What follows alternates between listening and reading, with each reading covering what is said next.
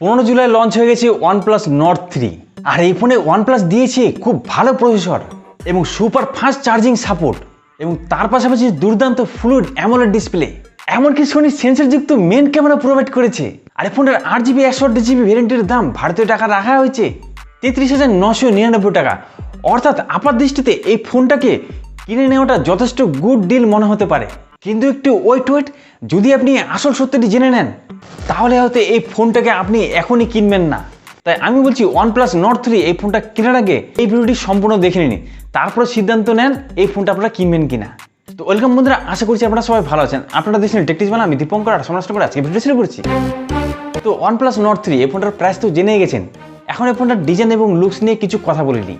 দেখুন, OnePlus Nord 3 এই ফোনটাকে যদি এখন দেখেন তাহলে খুব একটি আলাদা কিছু মনে হবে না আপনাদের। তার কারণ হচ্ছে OnePlus Nord C3 Lite এই ফোনটার যা ডিজাইন আছে সেটি হুবহু রাখা হয়েছে OnePlus Nord 3 ফোনটাতে।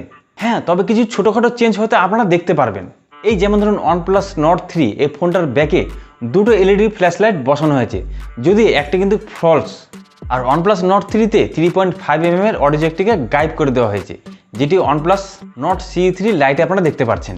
হ্যাঁ, আরেকটা জিনিস আপনারা পার্থক্য লক্ষ্য করতে পারবেন, OnePlus Nord C3 Lite এই ফোনটার ব্যাকে প্লাস্টিক ম্যাটেরিয়াল ইউজ করা হয়েছিল, কিন্তু OnePlus Nord 3 এই ফোনটার ব্যাকে গ্লাস ম্যাটেরিয়াল ইউজ করা হয়েছে। এবং OnePlus Nord 3-তে আরেকটা স্পেশাল ফিচার পাবেন, সেটা হচ্ছে এখানে আয়ার ব্লাস্টার পেয়ে যাচ্ছেন, অর্থাৎ আপনার এসি এবং টিভি রিমোটেরও কাজ করবে এই ফোনটা। তবে ফোনটার ফ্রেম পুরোপুরি বক্সে রাখা হয়েছে, শুধুমাত্র এর চারটি কোণাগুলোকে মুড়িয়ে পাকানো শেপ দেওয়া হয়েছে। আর এই ফোনটি খুব একটি চওড়াও না এবং একদম মোটাও না, 8.1mm এর চড়া এবং ওজনও ঠিকঠাক আছে, 193 গ্রাম এর ওজন, অর্থাৎ হাতে নিলে হ্যান্ডস ফিলস এক্সপিরিয়েন্স যথেষ্ট ভালো পেয়ে যাবেন। আর এই ফোনে IP54 এর রেটিংও পেয়েছেন, অর্থাৎ ফোনটা ডাস্ট প্রুফ এবং সামান্য স্প্ল্যাশ প্রুফ বলতে পারেন। তবে ডিসপ্লেতে এই ফোনটা খুব ইমপ্রুভ করেছে OnePlus Nord C3 Lite থেকে।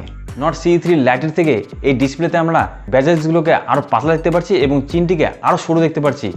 ডিসপ্লের সামনের দিক থেকে কিন্তু খুব সুন্দর লাগছে, কারণ এখানে 6.74 ইঞ্চির full HD super fluid AMOLED display পেয়ে যাচ্ছেন, 120,000 সর্বোচ্চ রিফ্রেশ রেট তো পেয়ে যাচ্ছেন এবং HDR10+এরও সাপোর্ট আছে এবং ডিসপ্লেতে 10 বিট কালারও সাপোর্ট আছে। অর্থাৎ বুঝতে পারছেন এই ডিসপ্লেতে 4K রেজুলেশনের ভিডিও বা কন্টেন্ট দেখতে কোনো সমস্যা হবে না। দুর্দান্ত কন্ট্রাস্ট, শার্পনেস এবং ভিউ অ্যাঙ্গেল পেয়ে যাচ্ছেন এবং ডিসপ্লের ব্রাইটনেসও যথেষ্ট ভালো রাখা হয়েছে, 1450 নিট স্পিক ব্রাইটনেস পেয়ে যাচ্ছেন, অর্থাৎ বাইরেতেও এই ডিসপ্লেতে কন্টেন্ট দেখতে কোনো সমস্যা হবে না।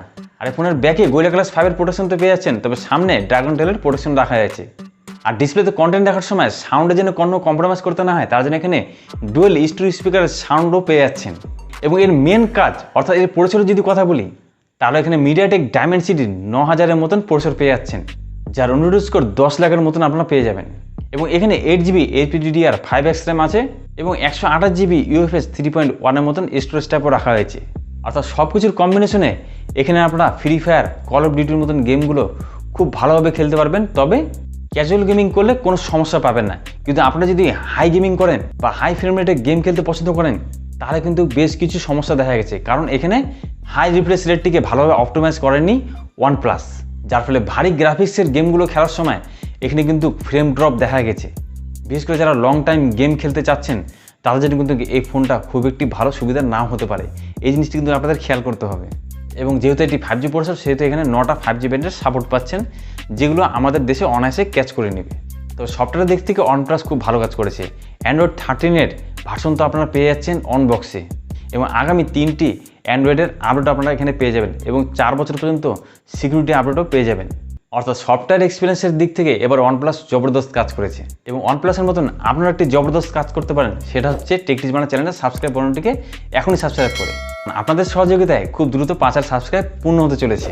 এবং OnePlus-এর ফোন ক্যামেরার দিক থেকে সবসময় ভালো কাজ করে।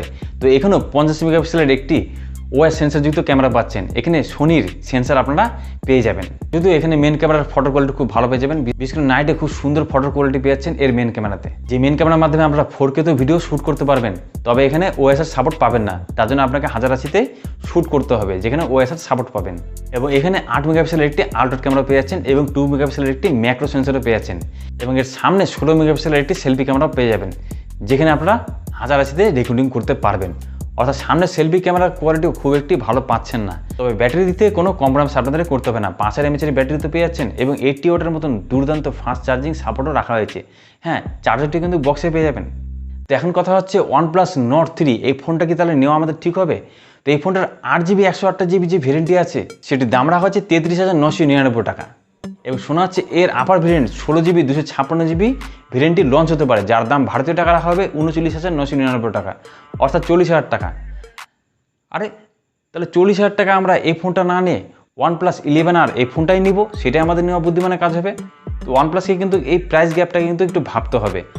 কনক্লুশন এটা দাঁড়াচ্ছে, যদি আপনারা OnePlusেরই ফ্যান হন এবং OnePlusেরই ফোন নিতে হবে তাহলে আর কিছুদিন ওয়েট করুন, কারণ কিছুদিনের মধ্যে OnePlus Nord CE3 ফোনটা লঞ্চ হতে চলেছে, যার প্রাইস কিন্তু OnePlus Nord 3 থেকে অনেকাংশে কম হবে এবং স্পেসিফিকেশনে প্রায় সমান সমান হতে পারে।